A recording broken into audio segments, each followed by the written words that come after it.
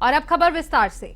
लोकसभा चुनाव में तीसरी बार क्लीन स्वीप पे भाजपा की जीत के बाद कांग्रेस पार्टी अपनी हार पर चिंतन करती हुई नजर आ रही है। पार्टी के वरिष्ठ उपाध्यक्ष सूर्यकांत धस्माना ने इशारों ही इशारों में हरीश रावत, यशपाल आर्य और प्रीतम सिंह जैसे वरिष्ठ नेताओं को हार की जिम्मेदारी लेते हुए चिंतन करने के लिए सलाह दी है। सूर्यकांत धस्माना ने कहा है कि हमारे तमाम बड़े नेता जिन पर संगठन का भार था, उनको निश्चित तौर पर देखना होगा कि कमी कहां रही। दूसरी तरफ भाजपा के प्रदेश महामंत्री आदित्य कोठारी ने कहा कि कांग्रेस पार्टी ने जनता को हमेशा गुमराह किया है और हम उत्तराखंड की जनता का धन्यवाद करना चाहेंगे कि वो कांग्रेस के झांसे में नहीं आए। कांग्रेस पार्टी ने जनता को गुमराह किया। उन्होंने एक तरफ तो कहा कि भारतीय जनता पार्टी की यदि भारी बहुमत से सरकार बनेगी तो वो संविधान बदल देगी। दूसरी बात उन्होंने ये कही है कि अनुसूचित जाति का आरक्षण खत्म कर देंगे।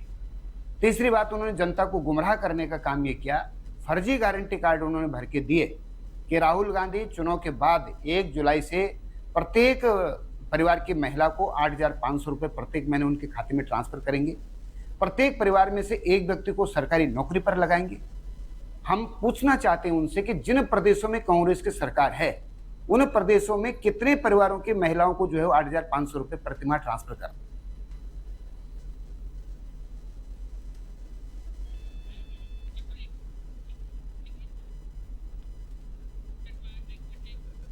चारधाम यात्रा को शुरू हुए 1 महीना हो चुका है, लेकिन अभी भी अव्यवस्थाएं देखने को मिल रही है। स्थानीय होटल इंडस्ट्री के लोग खासे परेशान हैं। तो कांग्रेस की मुख्य प्रदेश प्रवक्ता गरिमा दसौनी ने कहा है कि सरकार है हठधर्मिता अपना रही है। उन्होंने बताया है कि हाल ही में थार कंट्रोवर्सी खत्म नहीं हुई है और अब होटल इंडस्ट्री के लोग परेशान नजर आ रहे हैं।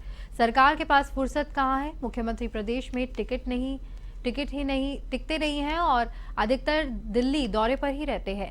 दसोनी ने कहा कि चारधाम यात्रा में जो भी अव्यवस्थाएं हो रही है, उनको लेकर मुख्यमंत्री को बैठक करनी चाहिए और सभी अधिकारियों को बुलाकर उन पर नकेल कसने की जरूरत है। ऐसा लगता है कि बहुत ही हठधर्मी हो चुकी है सरकार, क्योंकि किसी भी मामले को गंभीरता से नहीं लिया जा रहा है। जैसा कि मैंने कहा कि 13 से 15 लाख लोगों का रोजगार इस चारधाम यात्रा पर निर्भर करता है। साल भर लोग इंतज़ार करते हैं चारधाम यात्रा का। उनके जीविकोपार्जन का एक बहुत बड़ा साधन है ये चारधाम यात्रा। लेकिन इसके साथ जिस तरह की कोताही बरती गई है, चाहे पहले थार वाला जो कंट्रोवर्सी थी वही ख़त्म नहीं हुई और अब ये होटल इंडस्ट्री के लोग जो हैं वो परेशान नज़र आ रहे हैं। तो सरकार के पास फुर्सत कहाँ है। मुख्यमंत्री प्रदेश में टिकते ही नहीं, जब देखो तब दिल्ली या जब देखो तब स्टार प्रचारक की भूमिका में वो रहते हैं। लेकिन वो ये भूल जाते हैं कि इस प्रदेश ने उनको 47 का बहुमत देकर प्रचंड बहुमत दिया है। 5 सीट उनकी झोली। पौड़ी जिले के द्वारिखाल के गांव बरसूनी में भाई भाईता कार्यक्रम आयोजित हुआ, जहां पर लैंसडॉन विधायक महंत दिलीप रावत और ब्लॉक प्रमुख द्वारिखाल महेंद्र सिंह राणा ने भाग लिया। जहां कार्यक्रम के समापन के अवसर पर मेधावी छात्र छात्राओं को ग्राम गौरव सम्मान और दिशा ध्यानी का सम्मान दिया गया। जहां पे कार्यक्रम में मेधावी छात्र छात्राओं को प्रशस्ति पत्र और धनराशि देकर सम्मानित किया। इस अवसर पर दूर दराज से आए बड़ी संख्या में कुकरेती बंधुओं, उनके नाते रिश्तेदारों, दिशा ध्यानियों ने भाग लिया।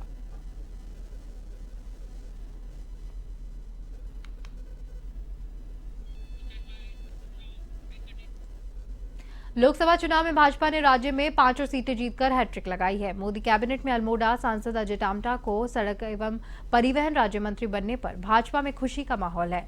रुद्रप्रयाग के विधायक भरत चौधरी ने कहा कि अजय टामटा बहुत ही अनुभवी सांसद है।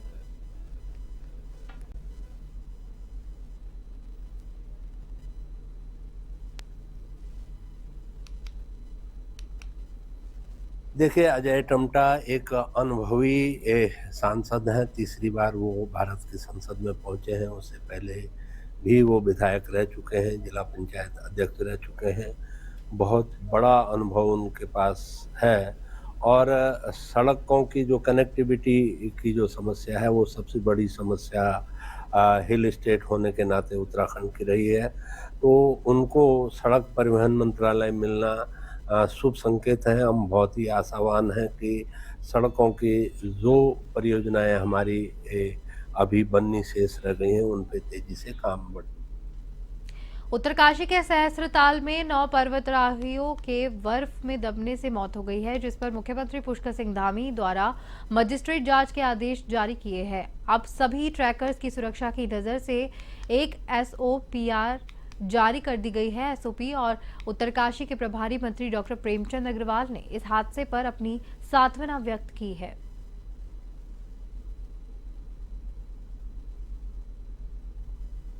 जिस प्रकार से जो हमारे पर्वतारोही वहाँ गए थे, जिनकी 2 की जो है डेथ हुई है, शेष को 9 की डेथ हुई है और शेष सुरक्षित बचा लिए गए।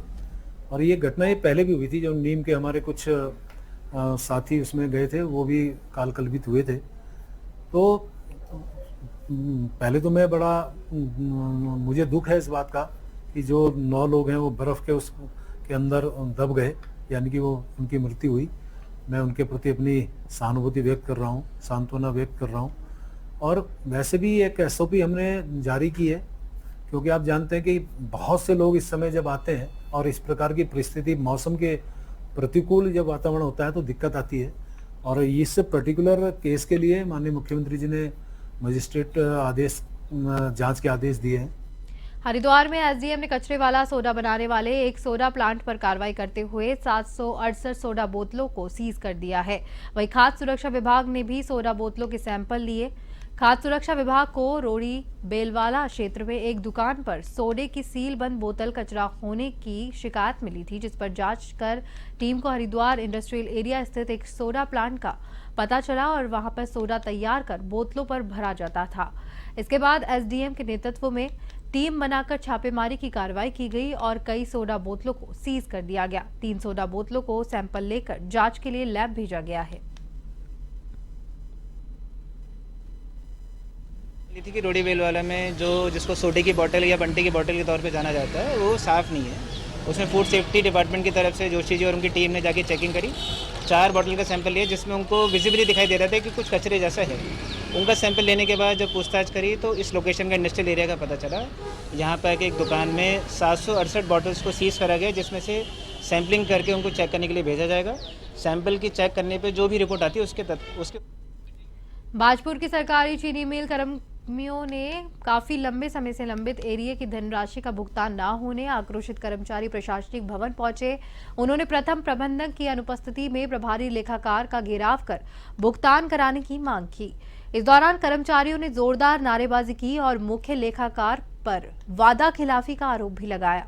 भुगतान करने के लिए माननीय उच्च न्यायालय नैनीताल का आदेश 10 जनवरी 2024 को हो गया था। श्रमिक नेताओं का कहना है कि भुगतान शीघ्र न करने पर कंटेम्प्ट ऑफ कोर्ट की कार्रवाई की जाएगी।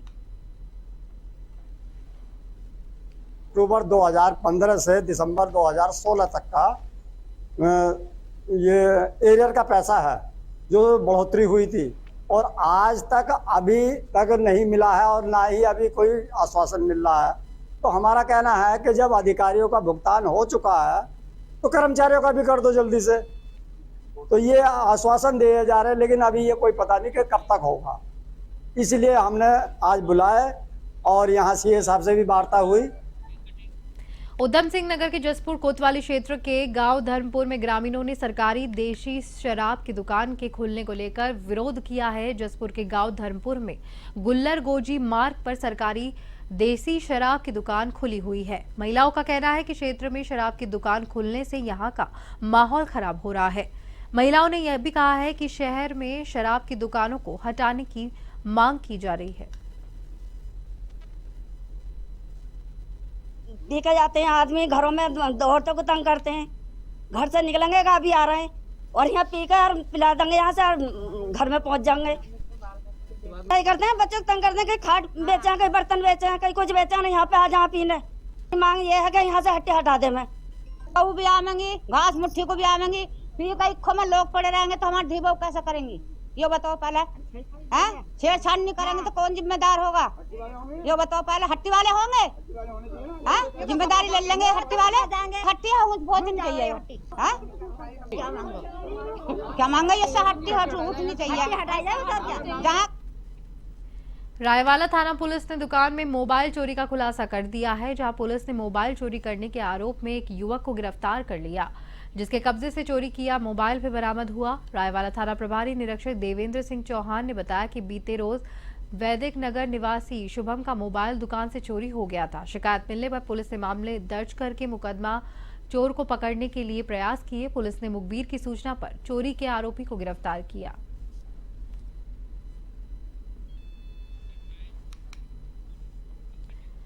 उधम सिंह नगर के खतीमा में यूपी उत्तराखंड सीमा से लगे पौलीगंज में कोकाट से भरी ट्रैक्टर ट्रॉली को पकड़कर कब्जे में लिया गया। मुखबिर की सूचना पर वन रेंज अधिकारी महेश चंद्र जोशी के नेतृत्व में ये कार्रवाई की गई। वन विभाग की टीम ने घेराबंदी कर केलपुरा रेंज से अवैध तरीके से कटकर लाई जा रही कोकाट से भरी ट्रैक्टर ट्रॉली को पकड़ा और टीम को देखते ही ड्राइवर सहित लकड़ी तस्कर रात के अंधेरे में चकमा देकर मौके से फरार हो गए। महेश चंद्र जोशी ने बताया कि जांच के बाद तथ्यों के आधार पर अग्रिम कार्रवाई की जाएगी। लगभग 9:30 बजे मुखबिर द्वारा सूचना प्राप्त हुई कि कोई ट्राली जो है किसी ग्रामीण क्षेत्र से सेमल तथा अन्य पाट प्रजाति के वृक्षों को काटकर चोरी से ले जा रहा है। तो हम लोगों द्वारा उसका पीछा किया गया और पूछताछ की गई, तो हमको पौलीगंज के पास यूपी बॉर्डर पर ये ट्रॉली जाते हुए दिखाई दी। तो हमने इसको रोकने का इशारा किया, तो इसमें जो भी लेबर और जो ड्राइवर वगैरह थे सब छोड़ कर भागे। तो हमने इसको तुरंत अपने उत्तर प्रदेश के वन विभाग के कर्मचारियों को सूचित किया, तो उनके द्वारा भी अपना स्टाफ भेजा गया मौके पर। फिर हमने जो है अपने संसाधनों से इसको लेकर अपने रेस्ट हाउस चौक परिसर में रखा है। ये आगे जांच जारी है कि कहाँ से।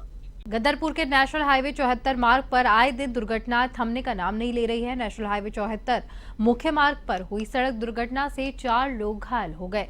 इनमें से 2 लोगों की हालत गंभीर है। सामुदायिक स्वास्थ्य केंद्र के वरिष्ठ चिकित्सक डॉक्टर अंजनी कुमार ने बताया है कि यहां पर गदरपुर के 4 लोगों को गंभीर अवस्था में लाया था।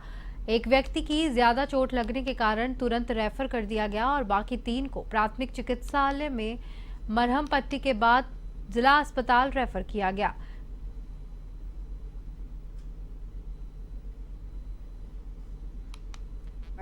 चार लोगों को यहाँ के पब्लिक के द्वारा लाया गया, जो कि काफ़ी घायल अवस्था में थे और सभी सीरियस ही थे। करीब 2 का तो सस्पेक्टेड हेड इंजरी है, एक का सुल्तान नाम है, उसका राइट लोअर फुट में फ्रैक्चर है, और एक और आए थे जो सबसे पहले आए थे, उनको तो बहुत सीरियस कंडीशन में थे, तो उनको गाड़ी से ही उसी समय रेफ़र कर दिया गया। बाकी 3 का प्राथमिक उपचार किया गया है। अभी जस्ट 108 के द्वारा। डेंगू का सीजन शुरू होने वाला है, ऐसे में स्वास्थ्य विभाग को अब आशाओं की याद आई है, जहां पे आशाओं ने पिछले साल लोगों को डेंगू से बचाव के लिए जागरूक करने और मरीजों को चिन्हित करने में महत्वपूर्ण भूमिका निभाई, लेकिन उनकी प्रोत्साहन राशि आज तक उनके खातों में नहीं पहुंच सकी।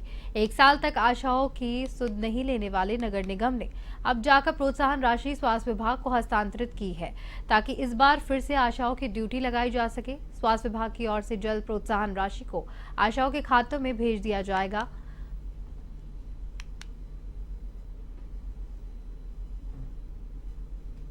ऐसा मेरे ख्याल से ये थोड़ा सा बहुत पुरानी खबर हो गई है, क्योंकि करीब हमारे यहाँ से 2 सप्ताह पहले ही जो है सारी धनराशि जो है सीएमओ ऑफिस को स्थान।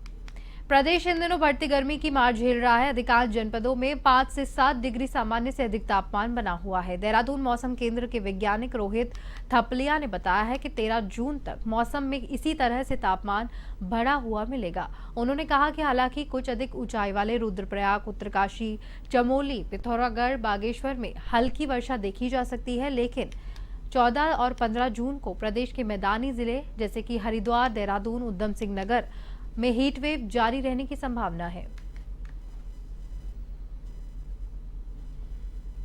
13 तक जो है उत्तराखंड में अधिकांश स्थानों पे तो मौसम शुष्क रहेगा, लेकिन उत्तरकाशी, रुद्रप्रयाग, चमोली, पिथौरागढ़, बागेश्वर जनपद है, उनके ऊंचाई वाले स्थानों पर कहीं कहीं बहुत हल्की से हल्की वर्षा और गरज चमक के साथ वर्षा मिलने की संभावना है। उसके बाद 14-15 में भी जो इन जनपदों के कुछ स्थानों पे हल्की से मध्यम वर्षा, गरज चमक के साथ वर्षा मिलने की संभावना है, जबकि जो अन्य जनपद है वहाँ पर मौसम शुष्क रहेगा। तो ये कह सकते हैं कि आगे आने वाले 5 से 7 दिन जो है ज़्यादातर स्थानों पे मौसम जो है शुष्क रहेगा। और तापमान की बात करें तो अभी जो वर्तमान में जो उत्तराखंड में कुछ स्थानों पर जो अधिकांश तापमान है वो सामान्य से 3 से 5 डिग्री ऊपर। और इसी के साथ बुलेटिन में फिलहाल के लिए इतना ही। मुझे दीजिए इजाजत। नमस्कार।